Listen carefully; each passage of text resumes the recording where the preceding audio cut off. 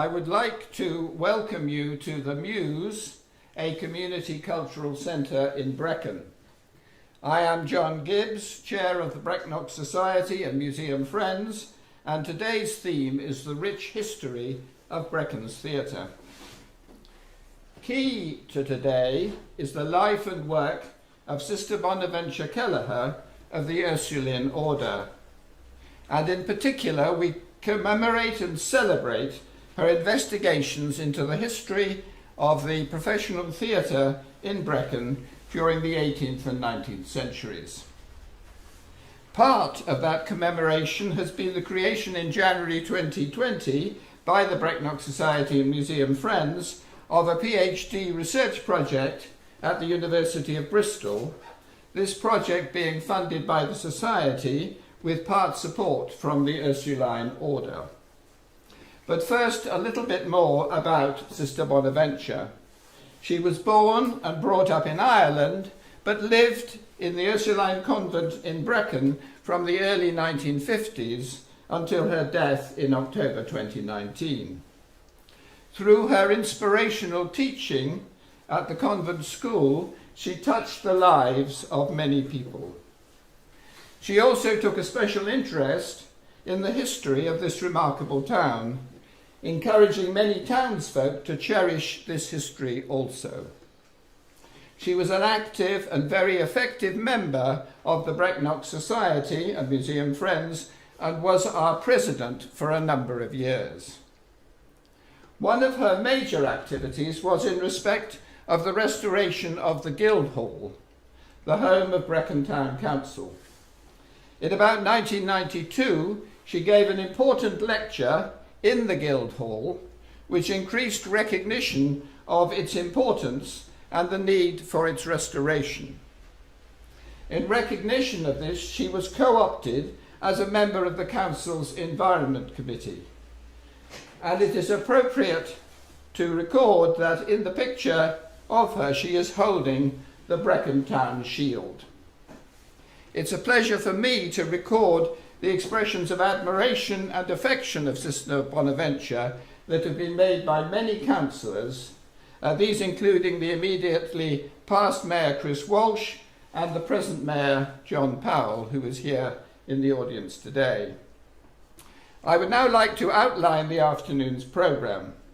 We're going to begin by looking at two special items relating to the great actress Sarah Siddons, who was born in Brecon in 1755. They form part of the displays in the recently refurbished Brecknock Museum and Art Gallery in the new cultural centre Gaia here in Brecon. This talk will be given by my brother William. We will then have a talk by Professor Catherine Heinsohn of the Department of Theatre of the University of Bristol on the 19th century theatre, some contexts. Following that, Jayne Gold, who is pursuing the research, will give her talk entitled Taking Forward Sister Bonaventure's Work. This talk will include two short extracts from the Brecon Little Theatre's outdoor promenade performances put on this summer on Brecon streets and entitled A Time Traveller's Guide to Theatrical Brecon. So a varied, and I'm sure you'll agree, an exciting programme, starting with William Gibbs. William is the founder of the Brecknock Arts Trust and is very well known for his research on many Wales-connected artists, art enthusiasts, and antiquarians. William Gibbs. Thank you. This is really an opportunity to highlight a couple of the pieces in Gaia which celebrates Sarah Siddons, born in Brecon, and daughter to Sarah and Roger Kemble, who ran a touring company of players who regularly visited the town. Sarah Siddons, as she became, was the most celebrated actress of her time and painted by all the leading artists, Gainsborough, Lawrence, and this wonderful plate, now in the Brecon Gallery in Gaia, and it shows her sitting in triumph as the muse Melpomene. The piece was based on an original by Sir Joshua Reynolds, which was painted in 1783 in his London studio. A contemporary description describes how Sarah Siddons came in rather out of breath, having walked from her home to the studio. She threw herself out of breath into an armchair, having taken off her bonnet and dropped her head upon her left hand, the other hand drooping over the edge of the chair. Suddenly, she lifted her head and said, "How shall I sit?" "Just as you are," said Sir Joshua. And so she did. Sarah Siddons then insisted that this picture was engraved so many other people could share it. But the picture, as we see it here, is only a real faded copy, a faded version of the original, because it has become discoloured. In contrast, the plate, which is in Agaya, has kept its wonderful startling colours, its brightness and its figure. And behind the actress can be seen the two figures of pity and terror. The one on the right of terror, based on a self-portrait of Reynolds himself. The plate, of which there are just two versions, was created by Thomas Baxter, probably the greatest ceramic artist of his time. He had worked in Swansea, but this piece was created when he was working with the Worcester factory. Like many pieces in Igaya, in the collection, it was added thanks to the support of museum friends and, in this case, the Art Fund. Also in the museum is this fascinating tribute to the actress put together by the actor Edmund Kean, which is on loan from the Garrick Club in London. Siddons had acted with Kean, of whom she rather cruelly remarked that he played very, very well, but there was too little of him to make a great actor. He was quite small. The memorabilia include a copy of a portrait by Thomas Lawrence, a letter to her in her handwriting, and most intriguing to us, a little watercolour of the shoulder of mutton in which she was born. This watercolour was used in Campbell's biography of Siddons, and from correspondence we know that this little watercolour was actually painted by the Reverend Thomas Price of Cumdee, better known to many of us as Carnianok, the orator, linguist and historian. Let us hope that these little pieces will gather more and more as the research that Jayne is doing leads to an even bigger display in the museum on the history of the theatre. Thank you. Well, thank you very much, William. We now move on to Professor Catherine Heinsohn of the Department of Theatre at the University of Bristol. Catherine is a theatre historian whose work focuses on popular stage performance and celebrity performers in the 19th century. She acts as one of two supervisors of the Brecon Theatre Research Project. Today, she will discuss some of the wider context of the 19th century provincial theatre. Catherine. Hello, it's such a pleasure to join you today. I always get a little bit jumpy, or perhaps grumpy is a more accurate word, when I encounter depictions of historical researchers on the pages of novels or on stage and screen. From A.S. Byatt's novel Possession to the Dan Brown bestsellers, to the production behind Who Do You Think You Are? Researching is depicted consistently as being an incredibly romantic occupation, relatively easy, with the right piece of paper or digital record, invariably serendipitously appearing in front of the researcher, without any disappointment, without boring days in the archive, without failure, without eye strain, and without backache. But that notwithstanding, the story of this PhD studentship is the closest I've ever got to that historical image of the researcher. It's a wonderful story, made possible by the community here, and in particular by the late Sister Bonaventure Kelleher, the Brecknock Society, and the Ursuline Sisterhood. Just over 2.5 years ago, and what a very odd period it has been in between, I got on a train to Abergavenny. I was collected at the station by Ken Jones, and I had a wonderful day looking at Sister Bonaventure's archive, going on a walking tour around Brecon, with its history brought to life by Ken and his extraordinary knowledge of the town, and briefly meeting Sister Bonaventure herself. I was hooked, and I was determined to make the studentship happen. The recruitment of Jayne Gold was the cherry on the cake for me, and since then I've been delighted to return in the summer to see the Time Traveller's Guide to Theatrical Brecon, again to visit today, and I have a strong hope to visit for a slightly more fleeting trip in the future. So before Jayne moves on to talk about the research that she's going to do and the exciting new information she's already uncovered, which is far more interesting, I assure you, than anything I have to say, I'd like to take a few minutes to talk a little bit more broadly about the theatre ecology outside of London in the 19th century that Brecon formed part of, as a way of preparing the ground, or perhaps lowering the backdrop for what Jayne has to say. So this theatrical activity is often referred to really unsatisfactorily as provincial theatre, a sort of lumping together of the local specificities of towns and cities and regions as the part of theatre's history that weren't London's, of what was in fact the theatre that most people saw. And yet it's been consistently neglected. Of course, historians have worked on provincial theatre in the past. Kathleen Barker's the most well-known of them for me. She was the author of comprehensive studies of Bristol and Bath's theatre histories across the 18th and the 19th centuries, huge research undertakings, which, like Sister Bonaventure's research, took place in the archive, turning from page to page of historical newspaper or going through historical playbills, in a period before the kind of age of digitisation and search aids that we have today to turn to existed. There are many other authors who wrote on local histories of theatres. For example, there are works on Hereford and on Cirencester, as well as on Brecon. And I know Jayne's found key information in the works of these authors, particularly local historians. But it's still true to say that we know much more about London's theatre across time. And this is partly to do with the records that have been collected and held and catalogued, and partly to do with the cultural status that we've afforded the capital, which of course in turn then reflects the records that are held and collected and catalogued.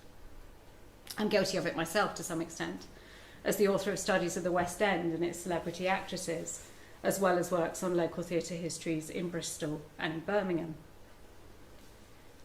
London's theatre in the 19th century also played a key role in this division between the capital stages and the regional stage. The Will for the Deed was a stage melodrama written by Thomas Dibdin Jr. in 1804. Dibdin was a prolific playwright for the Theatres Royal in London, and this work was staged at Theatre Royal Covent Garden. And in this play, he writes a lead character who's described as being obliged to seek for subsistence on the boards of a provincial theatre at an inn. That theatrical inn culture, of course, is familiar from Brecon's history. But what's also interesting here is the clear idea Dibdin's giving us that provincial contracts were somehow a necessity for actors, not a choice. That these out of London inn stages were spaces where one was obliged to work, perhaps, to make ends meet financially.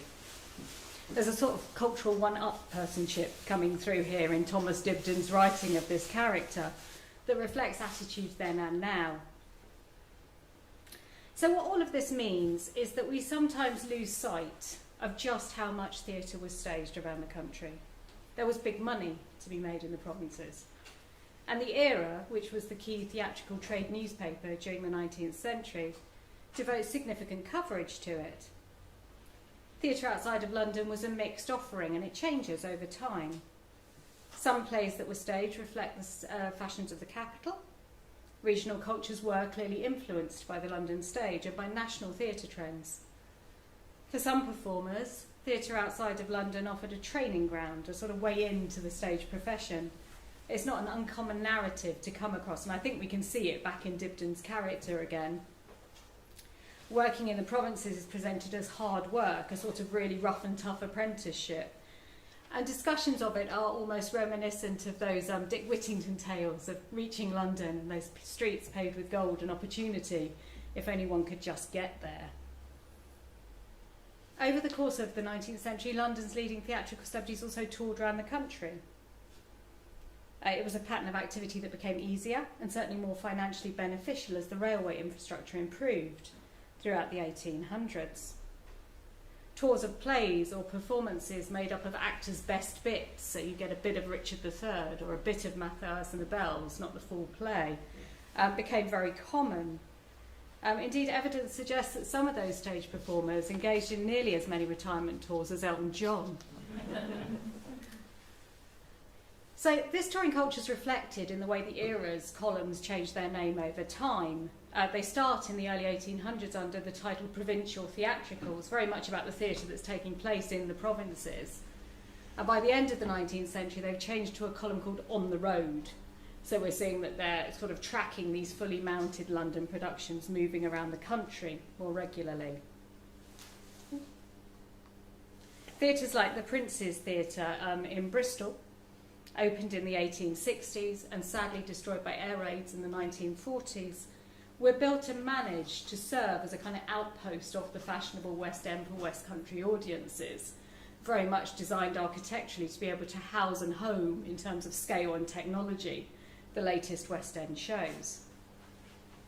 To a certain degree, it's a model that we remain familiar with today in the receiving houses that are taking in those big touring fashionable shows around the country.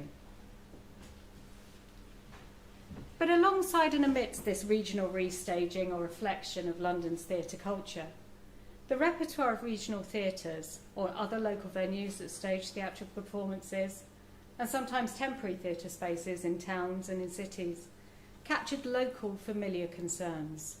They captured familiar people, landscapes, languages, dialects. And certainly in the earlier decades of the 19th century, they established and created theatrical patterns that reflected local seasons, local social event calendars, fairs, holidays, assizes within towns. And for many theatre professionals, for managers and performers, regional theatre was their professional home. As an example, we know that the actress-manager Sarah Macready, who I've researched in the past and who featured as a character in the Promenade performance in Brecon this summer, began her career acting in Newcastle and then in Cumbria and on the rest of the North West circuit. She then added Bristol and Swansea to her regular sites of performance. And a few years after her husband's death, she turned to the management of his business interests, simultaneously running theatres in Bristol, Bath and Swansea at times. It wasn't unusual to have groups of theatres under one management at this time, and for them to move cast and scenery between them, sometimes even on a weekly basis. It was unusual to have a woman running all three of them. And this is what the term circuit refers to. It's a company who regularly visit a set of theatres and audiences under one management lead. So although Sarah Macready goes to London, she goes there to court and to contract celebrities who are then given high billing back in Bristol, and sometimes at the other theatres she programmes. There's no evidence at all to suggest that she desired to or sought to perform herself on the London stage. And alongside this ad hoc short-term contracting of the capital stars, Macready was also acutely aware of her local audiences, with Kathleen Barker reminding us that the inclusion of sailors' hornpipes in plays, sometimes just completely differently to the theme of whatever was going on, was a sign that she really knew her local crowd. And of course, celebrities were also local, the closest example today being the continuing phenomenon of the local pantomime dame, famous in towns and in regions and communities, embedded in cultures, but unrecognisable to people outside of those audiences and networks. I've already alluded to one of those key sources for information about what was going on the provincial stage. Accounts and adverts from historical newspapers can help us to begin fill some of the gaps and increase our knowledge. These two adverts were posted by Walter Shelley, the manager of the Plymouth Company, who performed at 3 Cornish venues at this point, in Penzance, Truro and Falmouth. And I chose Penzance because one of its earliest theatre buildings was part of a coaching inn, and it sort of reminded me of one of the early buildings here in Brecon. These adverts draw attention to the particular logistics of the provincial theatre company. the reliance on a stock company model. So performers who would specialise in one particular sort of role, the heroine, the villainess, the villain, the hero, the comic lead, the juvenile leading lady, or the first old man. But they also indicate that adaptability and multitasking were required skills. In the call out here, in the bottom of the two adverts, for a few useful people. And we can see it here again.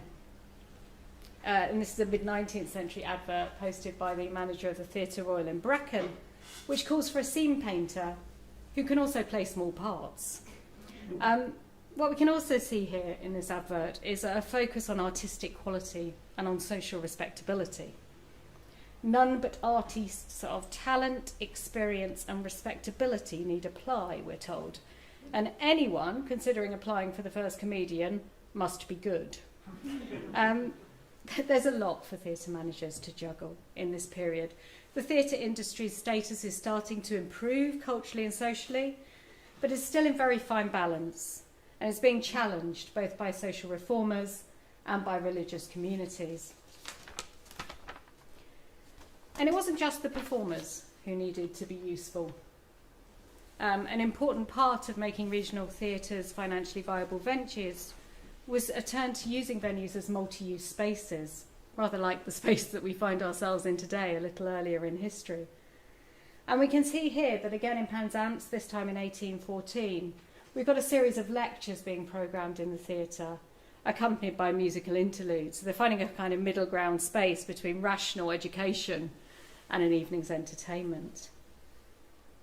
When juggling these practicalities was combined with the difficulties that were presented by competition and financial management, it's unsurprising that bankruptcy is also a familiar narrative in regional theatre of the 19th century. And it's a familiar story in the minutes of theatre shareholders' meetings to find that managers have disappeared, leaving only their debts in the middle of the night.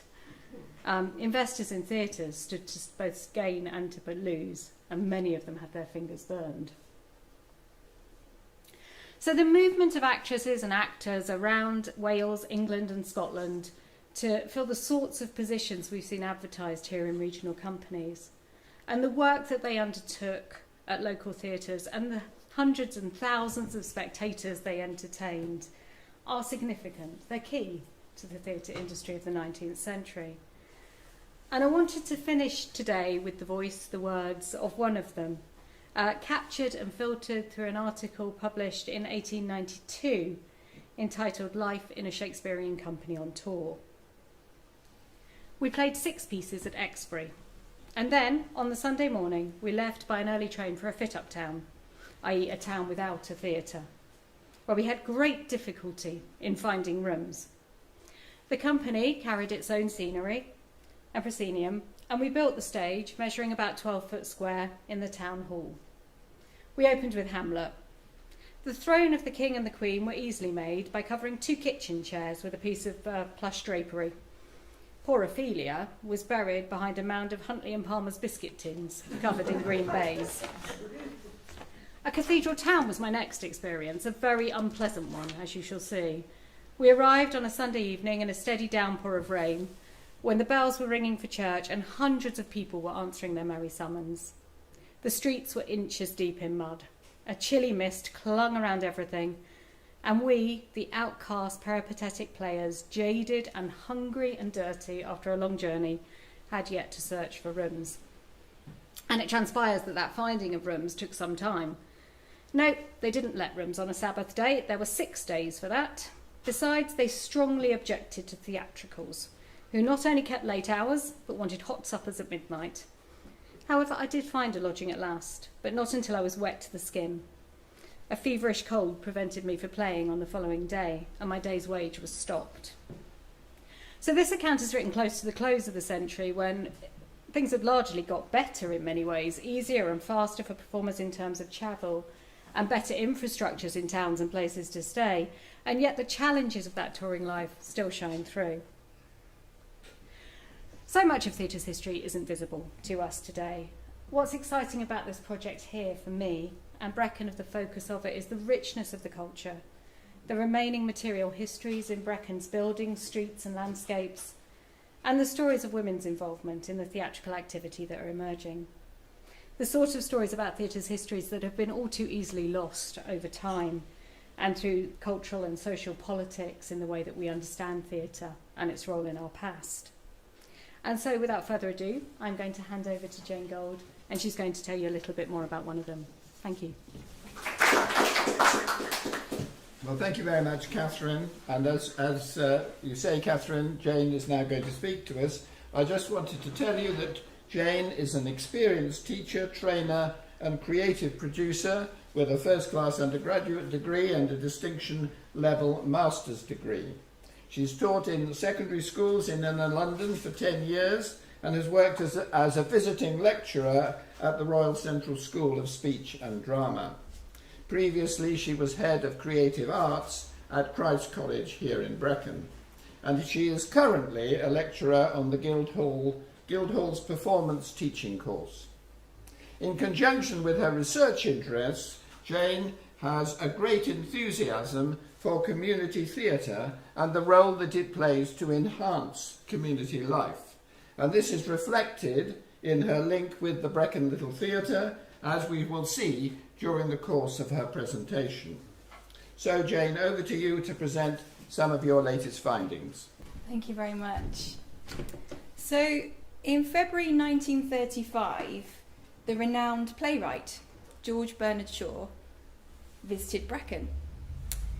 He visited Sarah Siddons' birthplace, the Shoulder of Mutton Inn, and said of the actress, "She was a most marvellous woman, and Brecon should congratulate itself on the good luck that fell to the town by the accident of her birth."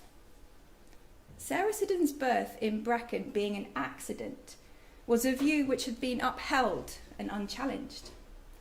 It was the actress herself who was celebrated and remembered in the town, with the renaming of the Shoulder of Mutton to the Sarah Siddons pub, as we see today, and the Sarah Siddons Festival and Parade, which I understand Brecon Little Theatre used to take part in. The strong history of theatre in Brecon dates back to at least 1699, over 50 years before Siddons' birth. Yet Brecon's wider rich theatrical history was forgotten.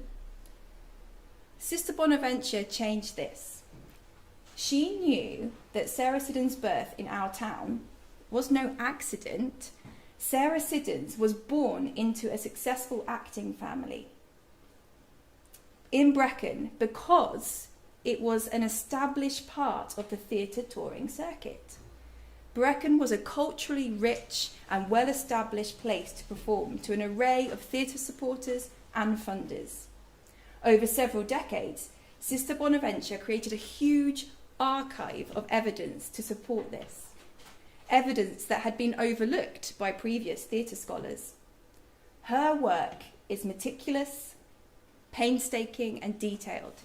It is my huge honour and privilege to be able to take Sister Bonaventure's research forward. The focus of my research is not Sarah Siddons.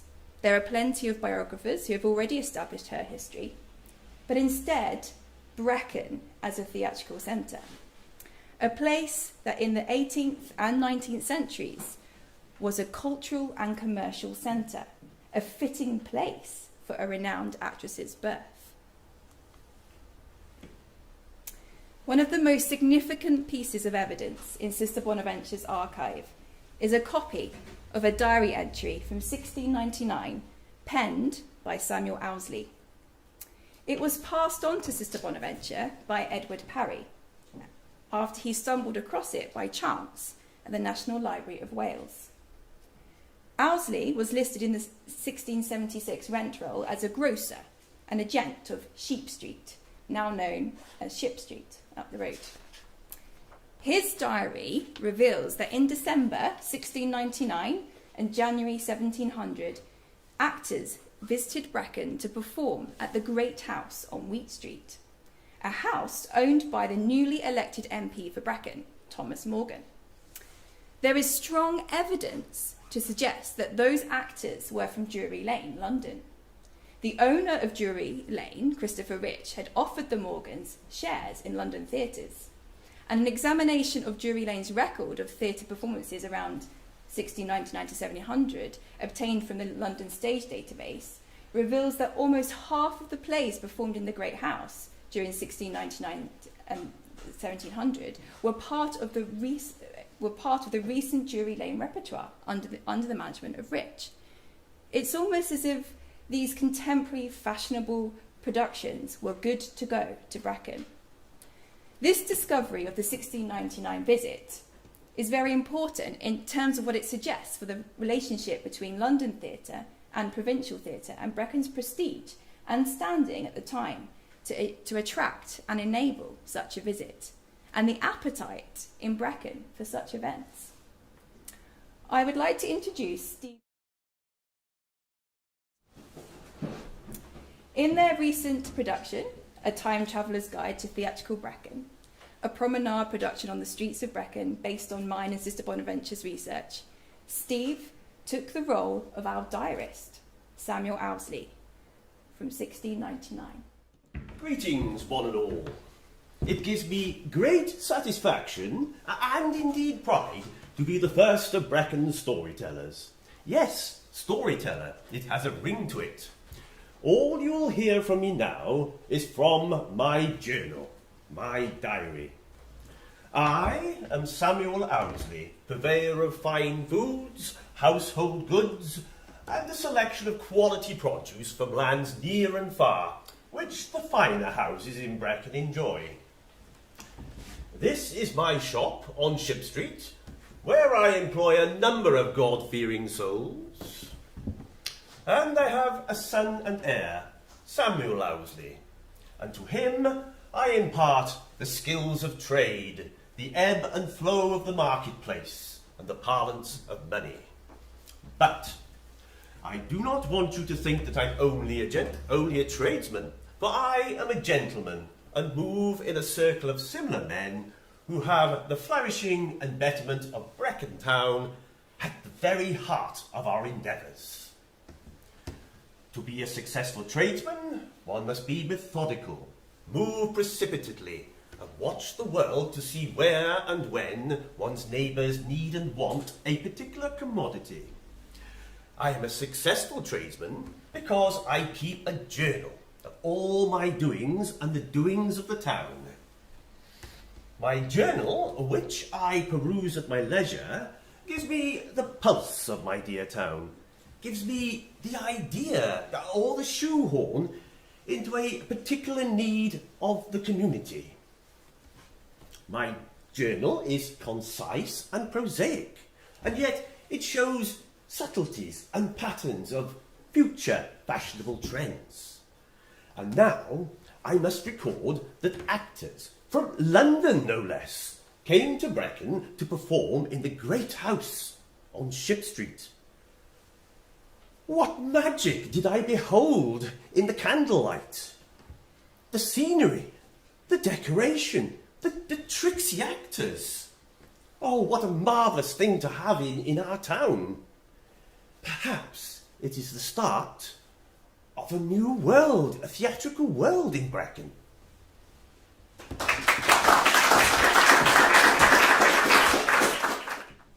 Uncovering these forgotten histories enables us to reframe and reimagine the story of Brecon's theatre history, revealing Brecon as a cultural and economic centre rather than an arbitrary town which happened to be on the theatre touring circuit. Reframing our telling of theatre history through the eyes of a Welsh town, Brecon, enables us to move away from the London-centric focus which dominates discourses in the theatre history field, and often British history more widely. Our town is considered small by today's standards, yet it can tell us so much about what was going on culturally and financially more widely.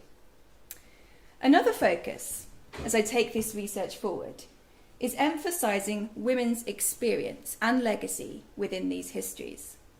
Again, stories that have been overlooked. Often, the strolling players were family groups headed up by a husband and wife. Yet most of the time, it's only the man's name that is listed as the theatre manager, even though women did a lot of the work. In this second scene from Brecon Little Theatre's production, you will see Sarah Siddons' mother, played by Penny Price, a young Sarah Siddons, played by Nancy Jones, and her brother Stephen, played by Charlie Simmons. The writer, Joan Manley, has created this fictionalised scene to uncover some of those often overlooked experiences. I'm Sarah Kemble, actress of renown, manager of Roger Kemble's Strolling Players and mother of 7. The years have been fleet and busy since I last strolled to this inn on the morning of the 4th of July 1755. I strolled arm in arm with my beloved father and my husband Roger. We came for a pie at this inn. There we discussed the bill of plays for the Landrindod Wells races and the plans for the company accommodation and transportation.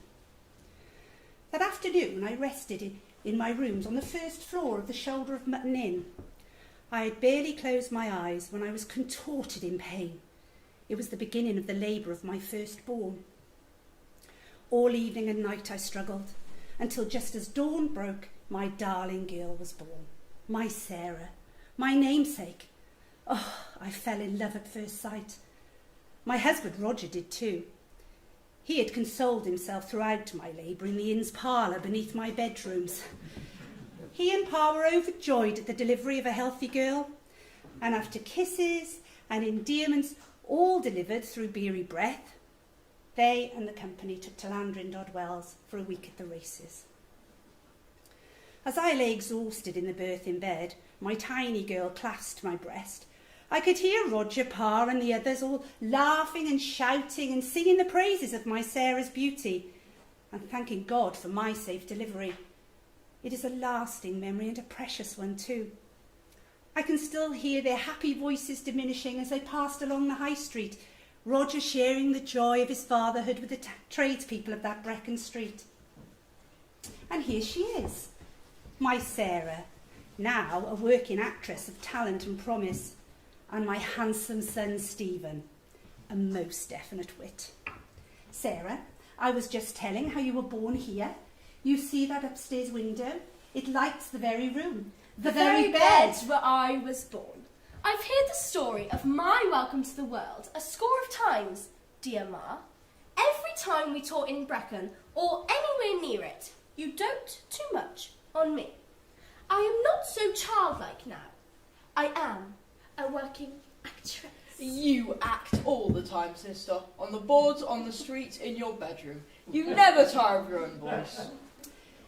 No squabbling. Remember, our audience do listen. Now, children, I take your younger sibling to the Church of St. Mary's. 'Tis where you were baptised, Sarah. Ladies and gentlemen, let me introduce my loquacious sister, an actor in training. I must admit, your hawking our business to the crowd is exemplary, dear brother. But leave the glamour and precision of acting to me. As Pa and Grandpapa say, the business and the making of the coin are as important as the glamour and precision of the boards. I will be a manager of a theatre one day, or a company of strolling players. I'm well equipped for it, got the brains and the experience. It would seem so, brother. Men and boys have the rights, and the women and girls have none.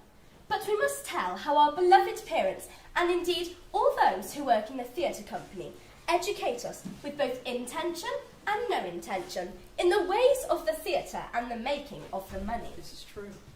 I, Sarah Campbell, was born here on the 5th July 1755, as dawn broke over Brecon.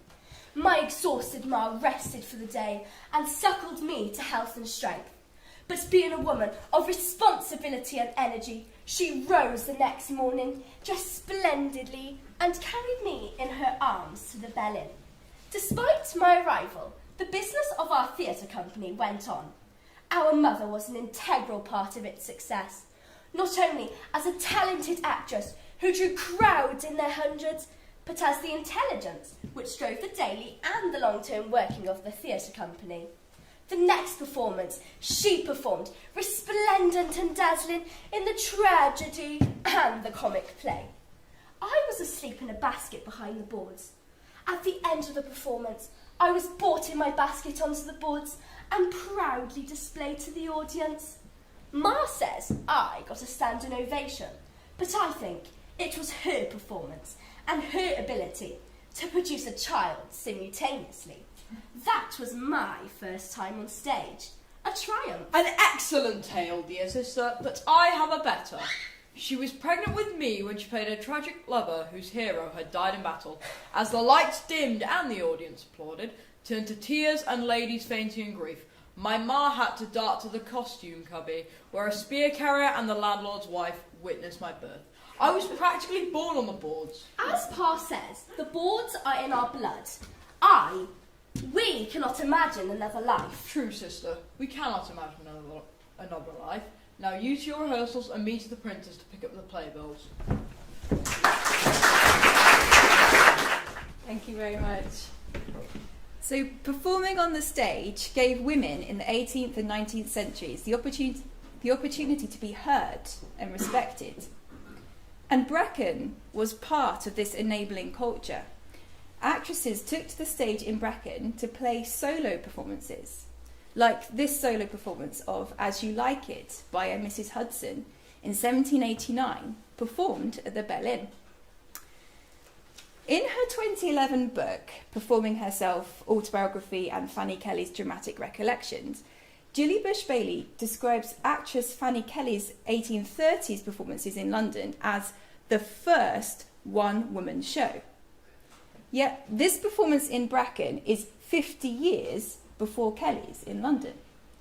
Hudson and Brecon were ahead of the curve in breaking free of the constraints of the male-dominated theatre management world in performing this top-of-the-bill, extended, solo, one-woman show. And this autonomy was mirrored in Brecon's women, too. Being a patron of the theatre offered women an opportunity to have a stake in Brecon's cultural and financial world. Whilst women could not hold positions in the Brecknock Agricultural Society, the East Indian Company or the Royal African Company, they were able to assert their business and cultural authority through involvement as patrons of the theatre. Recently, I have been focusing on the female theatre patrons, Brecon women who funded and thus enabled the theatre scene to happen.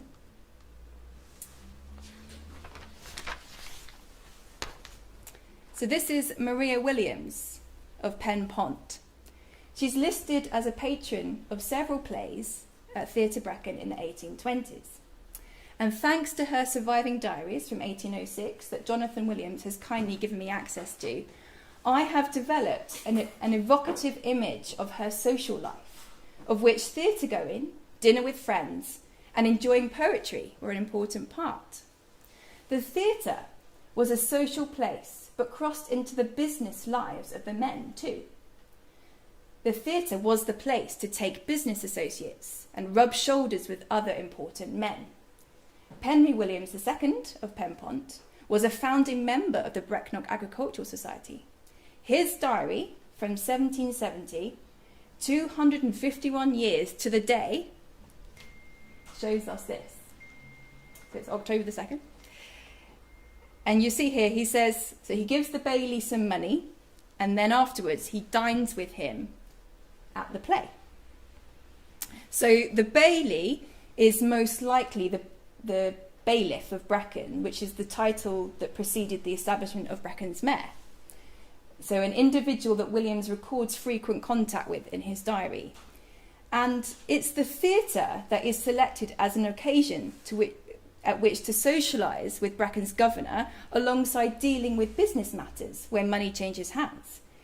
It is an important space for people across Brecon to blend different aspects of their personal and professional circles and identities.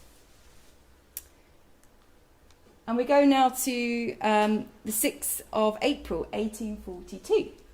So this is the popular 1840 comedy of The Ladies' Club by Mark Lemon. Is performed under the under the immediate patronage of Ladies of Brecon. So they're funding this production. So here we see a group of women from Brecon coming together to sponsor the theatre, paying the wages of the cast and crew and enabling the production to happen. The short play is normally intended as an afterpiece, but here is billed as the headline. And given that the play deals with the issue of men's immoral behaviour whilst claiming to be attending a club and a group of women working together to challenge the status quo, this billing and its associated patronage seems deliberate. Were the ladies of Brecon joining forces to make their own point here? Through looking at other playbills held in the British Library from other provincial towns of the same period, reveals that the mention of patrons in the playbill occurs occasionally, but tends to only be included if that person is of significant position in society. So mayors, high sheriffs, and the Duke of Buckingham being key examples. The mention of women as patrons, either with or without their husbands, is fairly unusual. Yet in Brecon was very common. What is also interesting is how certain text is emphasised in the bill through enlarged letters, bold fonts and capitalisation.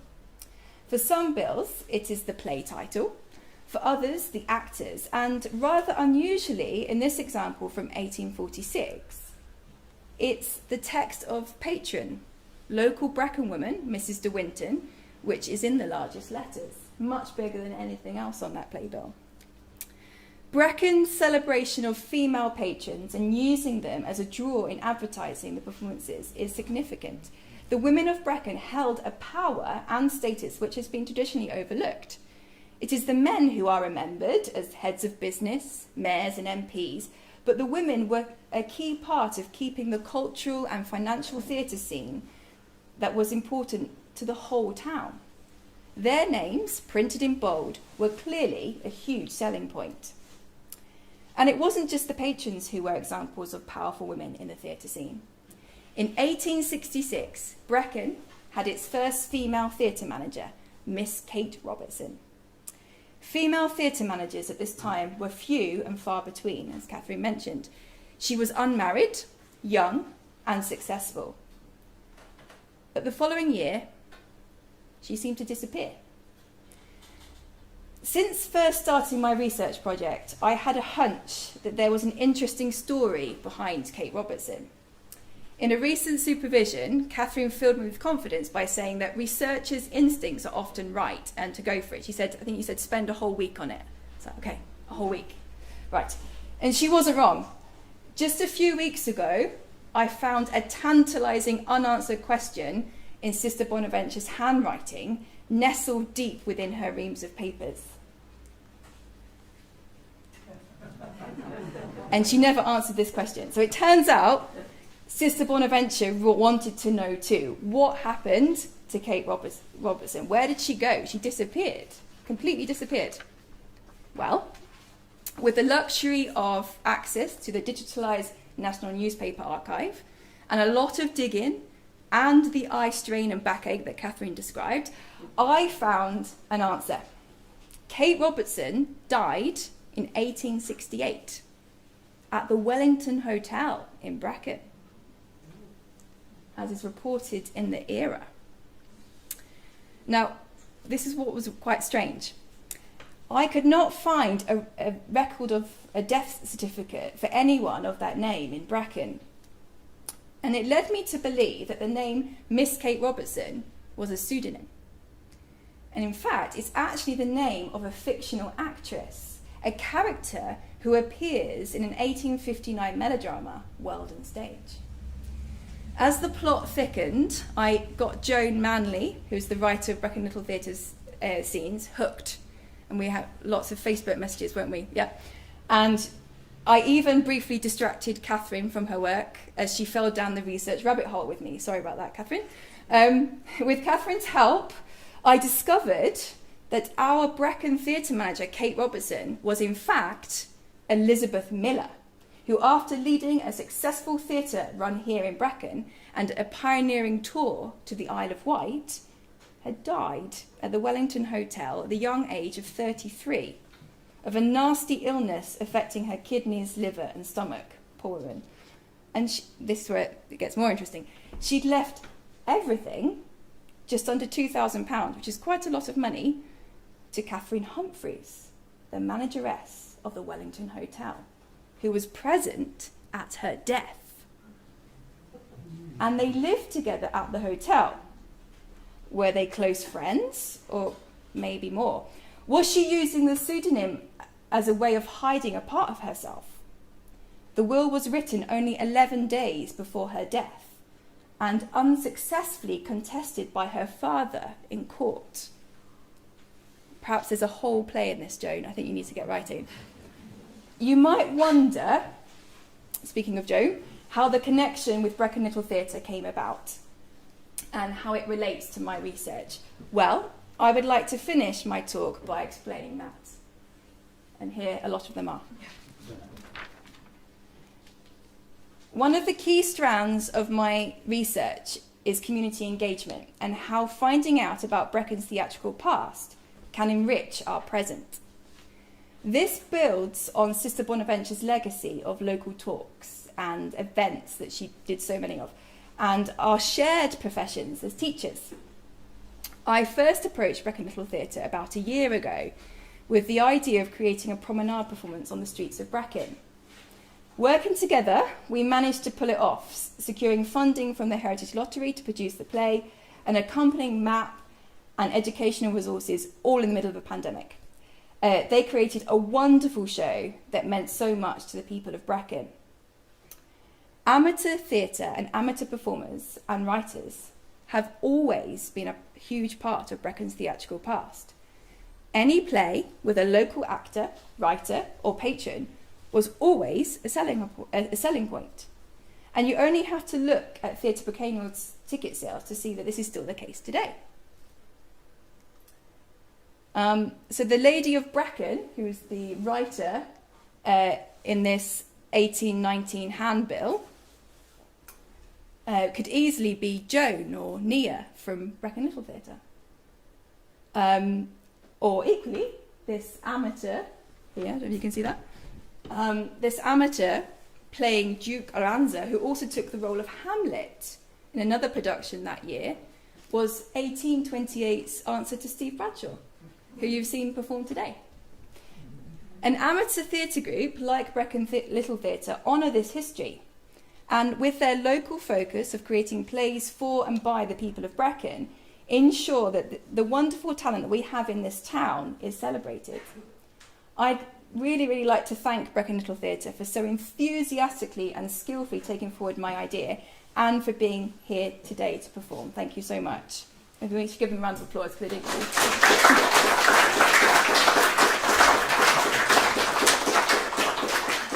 I have found this research process fascinating and I'm looking forward to the discoveries yet to come. It is a huge honour to be able to take Sister Bonaventure's research forward. And I'd like to express my deepest thanks to the Brecknock Society and Museum friends and my wonderful supervisors, Catherine and Elaine at the University of Bristol, for enabling this opportunity. Thank you. Well, thank you so much, Jane, and I would echo, obviously, her thanks to members of the Brecon Little Theatre, and I'd also like to thank everyone for contributing to this afternoon's programme. If anyone would like to follow up any of the points connected with today's programme, with the event, do think in terms of contact using our Brecknock Society website as a means of getting in touch. You may need to use my telephone number because my email link there isn't working properly at the moment. So that concludes today's event. Thank you very much for attending, whether you've done so from near or from afar. Thank you very much.